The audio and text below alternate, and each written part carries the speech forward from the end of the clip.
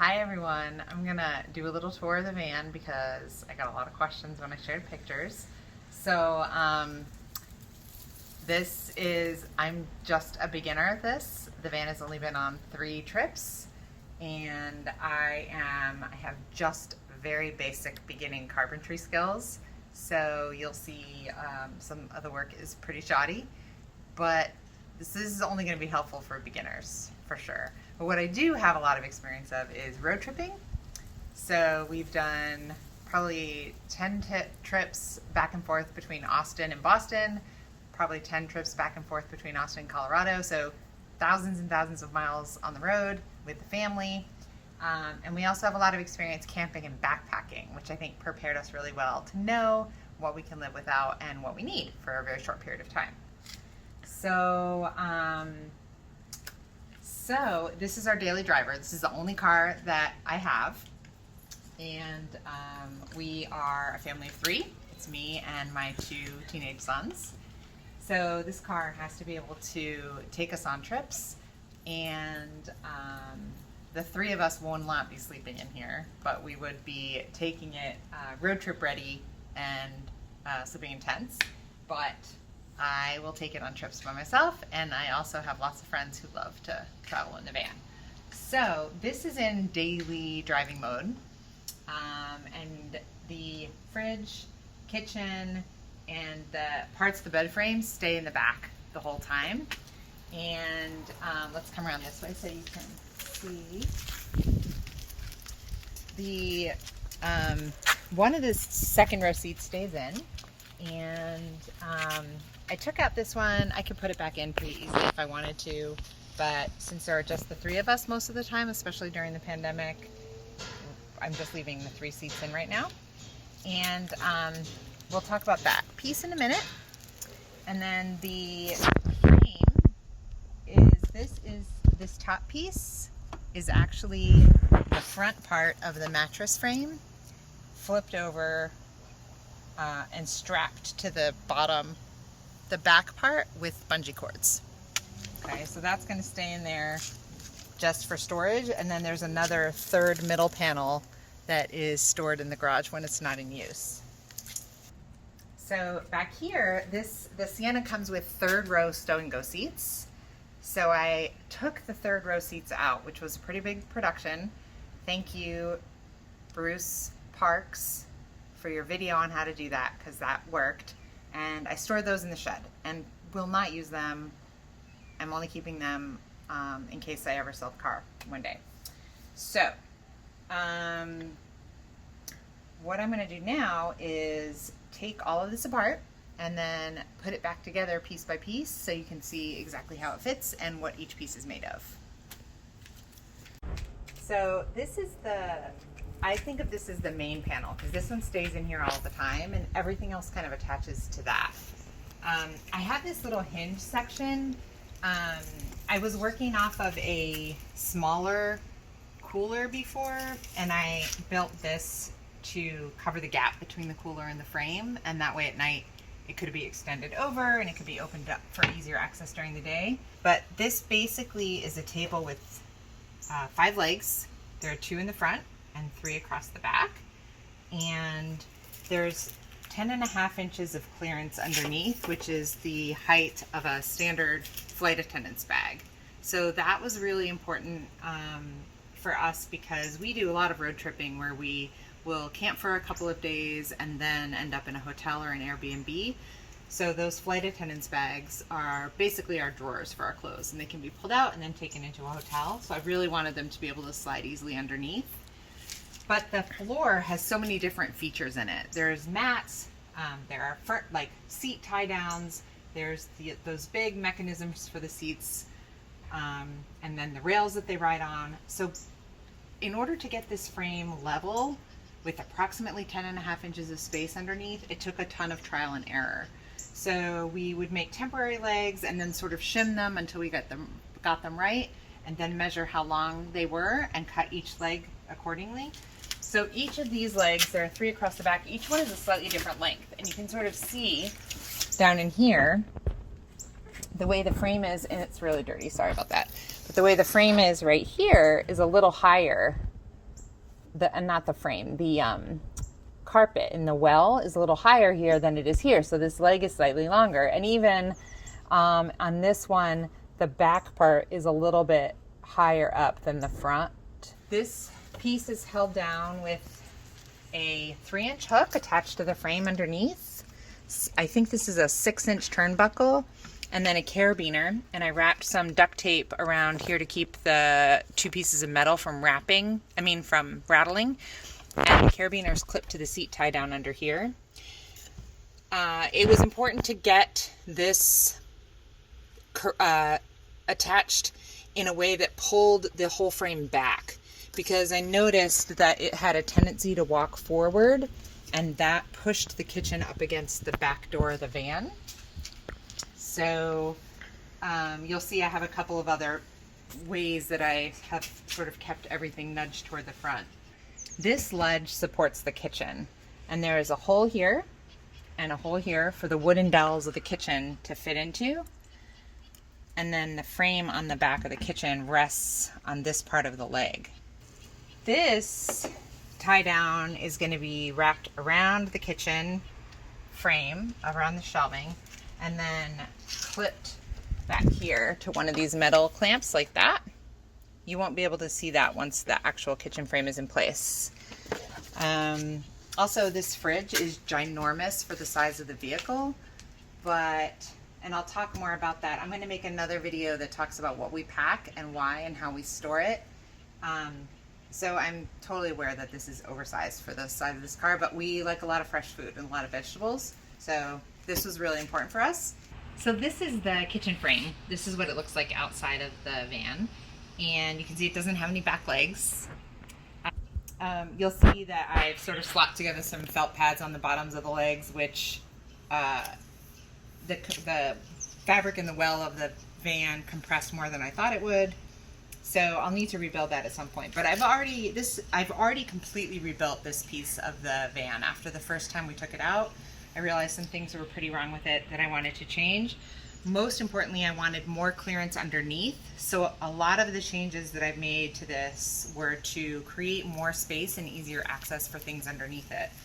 And one of the changes I made was getting rid of the back legs and having it just rest on the back platform.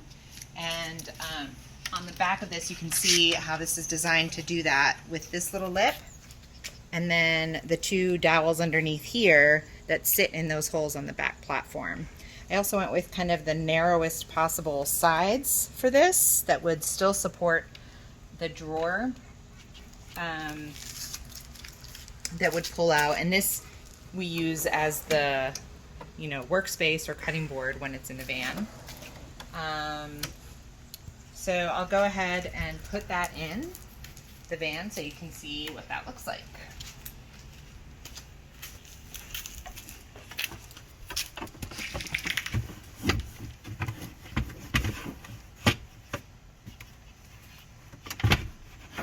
Okay. So again, on the back, it's resting on the main platform and the legs there.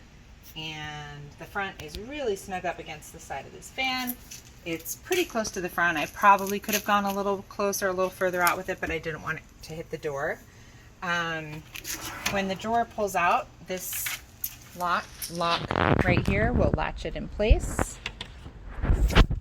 So the drawer won't move while you're trying to work on it. And then these holes recessed into the top are to keep the metal shelves from sliding around while the car is in motion.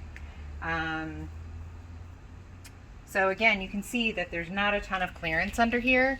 I do keep a bin with all of my kitchen gear, and everything that goes in there is small enough to fit through this gap. It was really important to me that this be level. I could have made this a little higher to create more clearance, but I wanted this to be level because for tall people, just having that little extra space for their feet to come off the end of a mattress makes all the difference in comfort. So this is how the shelves go into place. It's super easy to put them on, and you can see the bungee cord, the orange bungee cord that wraps around the top, the first shelf, and attaches to the little metal hook on the frame of the car. and that keeps it from sliding around. Super stable. I am obsessed with these shelves. And a lot of builds use wooden furniture or stacked plastic shelves. But having the flexibility of the metal and what we can hook onto it has been incredible. It's been so great. Like, we've got the little paper towel dispenser here and bungee cords to keep things in place. And we can hook things. So with a carabiner, we can hook our wet coffee mugs onto the frame to dry. Pots and pans can hang on the frame to dry. We can hook towels to it. It's just been super convenient. So that's been working out really well. So now we'll take this out. And this is not super easy. It is not graceful, but it's possible. And I do it a couple of times a week maybe while I'm working on the van especially. But you collapse the seat, and then there's a little handle under here that you pull, and that snaps it off the locking mechanism in the van. You just have to wiggle it a little bit to make sure it releases. Now what I do want to show you is underneath this. When I bought the car, these little pieces had already slid out. This little blue thing can slide out of this clamp. And if it does, there's 4 of them, and if it does, then the locking mechanism won't release when you pull on the handle. So it's really important that before you put this back in, you make sure that these are all situated correctly in those brackets. The seat is easiest to remove if it's not all the way forward, but I do want these out of the way when I install the mattress frame, because I want to be able to slide luggage out from the easiest parts to access. So I built this little tool to press all 4 of the seat release levers at the same time, and then this whole thing can slide forward along the tracks to move it all the way up and out of the way. And I measured another one and made a different one for that side as well. Action. All right, so this is the front section. Super simple. It's basically just a short table. And there's a hook here so that I can attach it with a turnbuckle and a carabiner to this part of the seat mechanism. And there's a little lip on the back that matches the lip over here. And you can see again, there's a hole for the wooden dowels, and the center panel that comes in is basically just a piece of plywood with wooden dowels underneath, and then the mounting bracket underneath that for a pedestal table. So that piece of wood is a 1x12. It's just to create a little stability for the table that the centerpiece can raise up, and you can sit on these platforms and use that as a table in the middle. It wedges underneath the seat mechanism and holds it in place when it's all assembled. Okay, middle panel just you can't. Goes in, take place once those dowels are in, and this piece can be adjusted to fit. And then I'll come around the other side and fit that one in as well. There you go. And I have duct tape on the floor that helps me line it up too when I'm doing this by myself. All right, now I'm going to put the mattresses in so you can see how those line up in here. So these are 2 self-inflating tent mattresses from REI. We've had these for a long time for car camping, and they're pretty comfortable for sleeping on. I really like the air channels in our inflatable backpacking mattresses, so sometimes we'll put those on top of these to make it just a little bit more comfortable. And this setup works really well for us. At some point, maybe I'd get a fancier foam mattress or something that was like custom designed to fit, but this works fine. And you can see that you can put your head down over the fridge if you want to extend a little bit. And with the seats all the way up, you get a lot more foot or head space up in the front too. These seats are back in driving mode right now, so I can slide those forward, and you can see how much more space you'll have.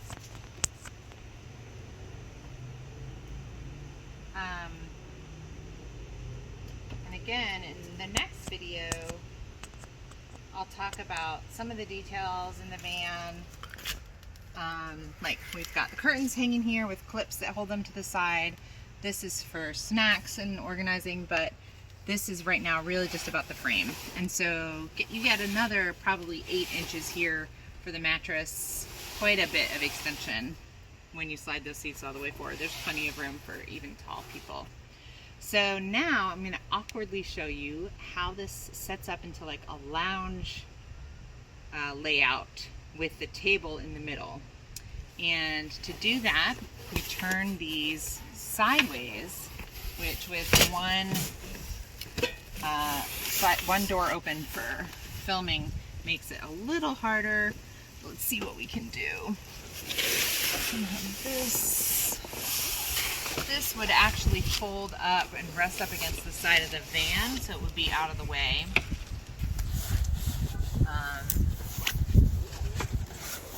Put this up off to the side a bit. Yeah, it would go up like this. And then the table pedestal gets inserted here, and there's a mount on the bottom.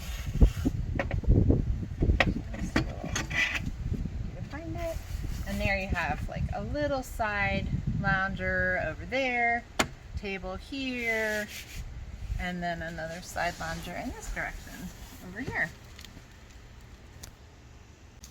So that's it. People always ask if there's anything I would change. I've made some tweaks already, and so I think from the current design, I would love to find a way to make that table a little bit more stable. Right now it's fine for a couple of people to drink coffee and hang out at, but not, it would get messy. If you tried to get up and move around, it would wobble.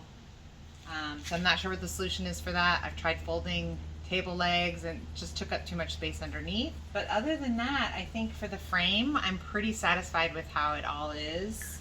There's nothing really that I would change. So that's why I made the video, because I felt like I was finding it at a place where I was happy with everything and felt like I could share it. So I'll do another one soon talking about some of the gear that we bring. People want to know about things like the window shades and the fridge and the curtains and that kind of thing. So I'll do another video later talking about that.